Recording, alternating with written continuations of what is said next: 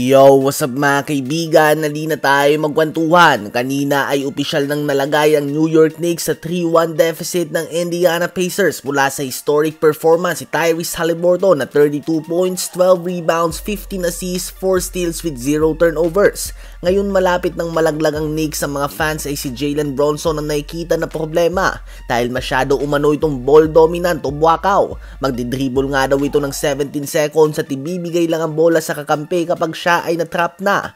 Mahirap nga daw makakuha ng rhythm ang kanyang mga kakampi kung ganito ang sitwasyon. Maswerte na nga ang Knicks na nakakakuha sila ng extra possession mula sa mga offensive rebound ni Mitchell Robinson. Subalit madalas nga talagang isolation lang si Jalen Brunson ang play na ginagawa, kaya naman siya ang sinasabi ng madami bilang problema ng Knicks. Ganun pa man, hindi ba coach ang problema kung ganito?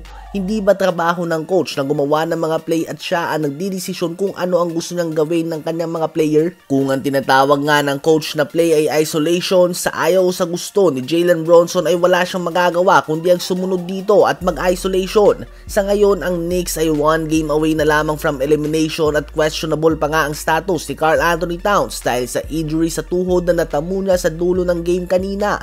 Sa palagay nyo ba ay makakabalik pa ang Knicks from down 3-1 o tatapusin na ito ng Pacers sa Game 5 o Game 6? Ngayon ay tumungo naman tayo kay Nikola Jokic. Ngayong season nga ay nagkaroon siya ng historic NBA season kung stats ang pag-uusapan. Halos bawat game ay may ginagawa siyang record na first player to do this, first player to do that o kung ano pa man.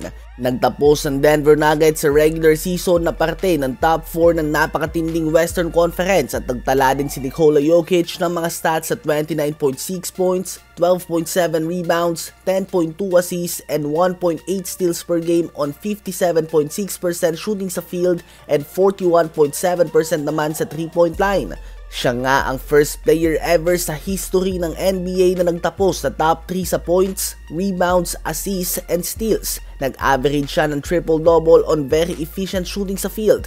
Wala siyang kakampi na all-star. Ganun pa man, sa ngayon nga kung hindi pa din sapat ang mga historic stats na ito at ang top 4 finish sa kanyang respective conference, ay posibleng hindi na ulit pa magwawagi ng regular season MVP si Nikola Jokic. Hindi dahil sa magde-decline na ang kanyang mga stats o hihina na siya. Bagkus hindi na ito ibibigay sa kanya ng NBA, may voters fatigue na nga kung tawagin ng iba. Mukhang mapapako na nga siya sa 3 MVP at hindi na niya mahabol ang mga Amerikano na sila LeBron James na may 4, Michael Jordan na may 5 at Kareem Abdul-Jabbar na may 6 na regular season MVP. Some are saying ito umano ay sa dahilan na hindi Amerikano si Jokic at ayaw masapawan ng NBA ang kanilang mga American superstars. Ano ba masasabi nyo tungkol dito? Sa palagay nyo ba ay may politiko na involved dito?